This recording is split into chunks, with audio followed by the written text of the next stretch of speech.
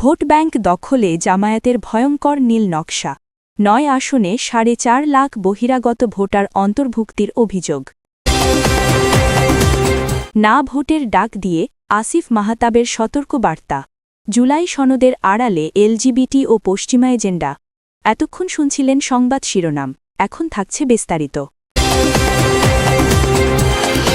আসন্ন নির্বাচনকে সামনে রেখে দেশের নির্দিষ্ট কিছু আসনে ভোটের ফলাফল নিজেদের অনুকূলে নিতে এক গভীর ও সুদূরপ্রসারী ষড়যন্ত্রের অভিযোগ উঠেছে জামায়াত ইসলামের বিরুদ্ধে।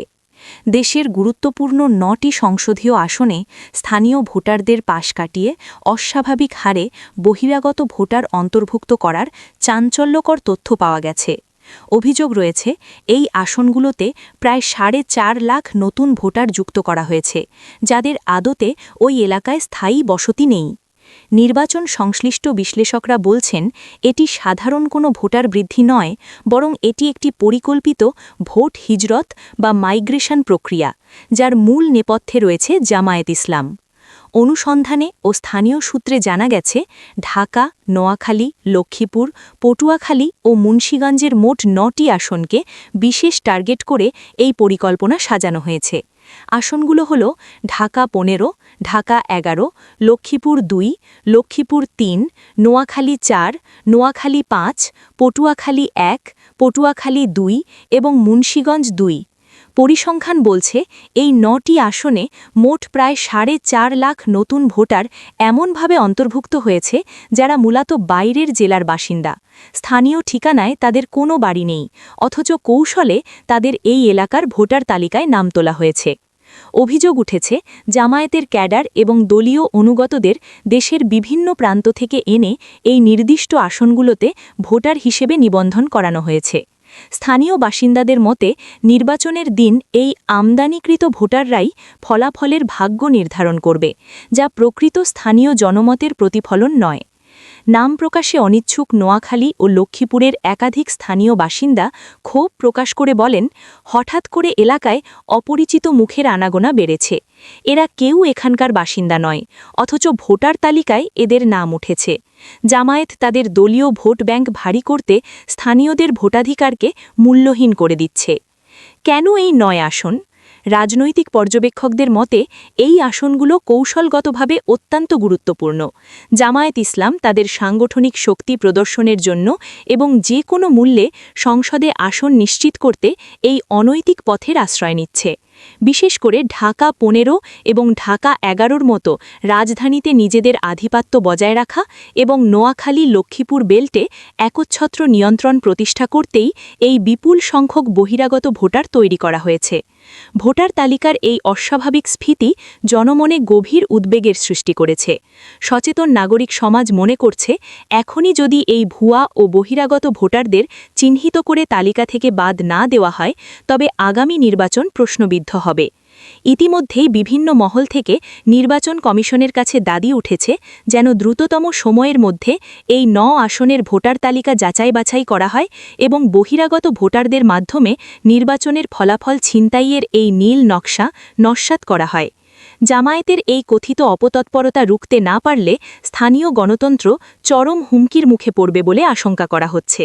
রাষ্ট্র সংস্কারের উদ্দেশ্যে প্রস্তাবিত জুলাই সনদের বিভিন্ন ধারায় লুকায়িত এজেন্ডা এবং পশ্চিমা সংস্কৃতির অনুপ্রবেশের আশঙ্কা প্রকাশ করে এর বিপক্ষে না ভোটের ঘোষণা দিয়েছেন আলোচিত শিক্ষক ও বক্তা আসিফ মাহতাব উৎস। তার দাবি, সনদের ৮৪ নম্বর ধারা এবং মূলনীতিতে ব্যবহৃত শব্দচয়ন বাংলাদেশের সংখ্যাগরিষ্ঠ মানুষের ধর্মীয় মূল্যবোধ ও সংস্কৃতির সঙ্গে সাংঘর্ষিক। সম্প্রতি সামাজিক যোগাযোগ মাধ্যমে প্রকাশিত এক ভিডিও বার্তায় তিনি সনদের অস্পষ্টতা এবং এর সুদূরপ্রসারী নেতিবাচক প্রভাব নিয়ে বিস্তারিত ব্যাখ্যা তুলে ধরেন। ওপেন গভর্নমেন্ট পার্টনারশিপ ও এলজিবিটি শঙ্কা। আসিফ মাহতাব তার বক্তব্যে জুলাই সনদের ৮৪ নম্বর ধারার প্রতি দৃষ্টি আকর্ষণ করেন, যেখানে বলা হয়েছে বাংলাদেশ ওপেন গভর্নমেন্ট পার্টনারশিপ বা ওজিপিতে যোগদান করবে। তিনি স্ক্রিনে নথিপত্র প্রদর্শন করে দাবি করেন, এই সংস্থার অন্যতম এজেন্ডা হল বিশ্বব্যাপী এলজিবিটি বা সমকামীদের অধিকার প্রতিষ্ঠা করা। তিনি প্রশ্ন তোলেন, জুলাইয়ে আমরা যারা আন্দোলন করেছি তারা কি সমকামিতা বা ওপেন গভর্নমেন্ট পার্টনারশিপের জন্য রক্ত দিয়েছি? তার যুক্তি, সনদে স্বাক্ষর করার মাধ্যমে ভবিষ্যতে আন্তর্জাতিক দোহাই দিয়ে এদেশে সমকামিতা ও পশ্চিমা সংস্কৃতি চাপিয়ে দেওয়া হবে, যা দেশের সামাজিক কাঠামোর পরিপন্থী। সোশ্যাল জাস্টিস ও ইনক্লুসিভ শব্দের আড়ালে কি? আসিফ মাহতাব অভিযোগ করেন, সনদের মূলনীতিতে থাকা সোশ্যাল জাস্টিস, সামাজিক সুবিচার, হিউম্যান ডিগনিটি, মানবিক মর্যাদা এবং শিক্ষা আইনে ব্যবহৃত ইনক্লুসিভ বা অন্তর্ভুক্তিমূলক শব্দগুলো শুনতে শ্রুতিমধুর হলেও আন্তর্জাতিক প্রেক্ষাপটে এগুলোর অর্থ ভিন্ন। চ্যাট জিপিটি এবং বিভিন্ন তথ্যের বরাত দিয়ে তিনি দেখান যে সোশ্যাল জাস্টিস একটি আমব্রেলা টার্ম, যার আওতায় এলজিবিটি রাইটস, জেন্ডার ইকুয়ালিটি এবং র্যাডিক্যাল জাস্টিসের মতো বিষয়গুলো অন্তর্ভুক্ত। তিনি শায়েক আহমদুল্লাহর একটি বক্তব্যের উদ্ধৃতি দিয়ে বলেন, ইনক্লুসিভ বা অন্তর্ভুক্তিমূলক শব্দের আড়ালে মূলত ট্রান্সজেন্ডার মতবাদ ও সমকামিতাকে বৈধতা দেওয়ার চেষ্টা চলছে, যা সাধারণ মানুষ বা অনেক ইসলামী দলও বুঝতে পারছে না। সংবিধান ও আইনের ফাঁদ। তার মতে, জুলাই সনদ পাশ হলে এর বিষয়বস্তুগুলো সংবিধানের অংশ হয়ে যাবে। যেহেতু সংবিধান রাষ্ট্রের সর্বোচ্চ আইন বা সুপ্রিম ল, তাই পরবর্তীকে দেশের প্রচলিত আইন বা ধর্মীয় অনুশাসন দিয়ে এসব এজেন্ডা প্রতিরোধ করা সম্ভব হবে না। তিনি আশঙ্কা প্রকাশ করেন, সুন্দর সুন্দর শব্দের মোড়কে এমন সব ধারা অন্তর্ভুক্ত করা হচ্ছে যা ভবিষ্যতে ইসলাম ও দেশীয় সংস্কৃতি পালনের পথে বাধা হয়ে দাঁড়াবে। ইসলামী দলগুলোর প্রতি বার্তা। ভিডিওতে আসিফ মাহতাব ইসলামী দলগুলোর ভূমিকার সমালোচনা করে বলেন, তারা মূলনীতিতে ইসলাম শব্দটা রাখতে ব্যর্থ হয়েছে বা চায়নি। তিনি সতর্ক করেন, অতীতে যেমন সেকুলারিজম বা ধর্মনিরপেক্ষতার নামে দীর্ঘ সময় ধর্মীয় মূল্যবোধের উপর আঘাত করা হয়েছিল, ঠিক একইভাবে এখন জুলাই সনদের এই শব্দগুলো ব্যবহার করে ভবিষ্যতে ইসলামপন্থীদের কোণঠাসা করা হতে পারে। পরিশেষে তিনি দেশবাসীকে জুলাই সনদ না পড়ে অন্ধভাবে সমর্থন না করার আহ্বান জানান এবং নিজে না ভোট দেওয়ার সিদ্ধান্ত পুনর্ব্যক্ত করেন। তার মতে, স্বৈরাচার ঠেকানোর জন্য জুলাই সনদ অপরিহার্য নয়, বরং এর মাধ্যমে দেশের ভবিষ্যৎ প্রজন্মের নৈতিকতা ধ্বংসের একটি দীর্ঘমেয়াদী নীল নকশা বাস্তবায়ন করা হচ্ছে। আসিফ মাহতাব উৎস এর ভিডিও বক্তব্যের উপর ভিত্তি করে সংবাদ বা সোশ্যাল মিডিয়া পোস্টের জন্য আরও কিছু কোটেশন বিষয়ভিত্তিক ক্যাটাগরিতে নিচে দেওয়া হল। ১. জুলাই সনদ ও আন্দোলনের উদ্দেশ্য প্রসঙ্গে। জুলাইয়ে আমরা যারা আন্দোলন করেছি, এর সাথে ওপেন গভর্নমেন্ট পার্টনারশিপ জিনিসটা কি? এটার সম্পর্কটা কি? আমরা কি ওপেন গভর্নমেন্ট পার্টনারশিপের সাথে যোগ দেওয়ার জন্য আন্দোলন করেছি? ২. আওয়ামী লীগের ফিরে আসার জুজু প্রসঙ্গে। তারা আপনাকে বোঝাবে জুলাই সনদ না হলে আওয়ামী লীগ ফিরে আসবে, কিন্তু এটার সাথে কোনো সম্পর্ক নাই। আওয়ামী লীগ যদি ফিরে আসে, তবে তারা ১ সেকেন্ডের মধ্যে জুলাই সনদ অবৈধ ঘোষণা করে যা ইচ্ছা তাই করতে পারবে। তাই জুলাই সনদের কারণে আওয়ামী লীগ আসতে পারবে না, এটা ভুল ধারণা। ৩. ইনক্লুসিভ শব্দের বিপদ প্রসঙ্গে। ইনক্লুসিভ শব্দটা শুনতে খুব ভালো শোনায়, সবাইকে নিয়ে চলতে চাই, কিন্তু এটার মতলব বহুত খারাপ। এর ভেতরে অত্যন্ত ভয়ঙ্কর একটা এজেন্ডা লুকায়িত আছে, যেটা অনেকেই লক্ষ্য করছেন না, আর সেটা হলো সমকামিতা ও ট্রান্সজেন্ডারিজমকে বৈধতা দেওয়া। ৪. সেকুলারিজম ও ঐতিহাসিক প্রেক্ষাপট নিয়ে।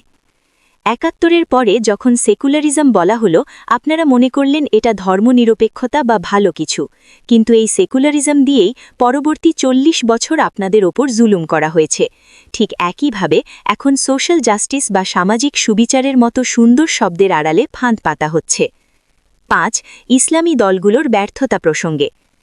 আমরা যারা ইসলামিক দল, তারা মূল নীতিতে ইসলাম ওয়ার্ডটা আনতে পারি নাই বা চাইনি, সেটা কী রকম কথা?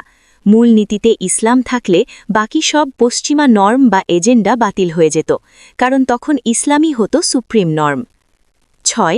সংবিধান ও আইনি জটিলতা নিয়ে।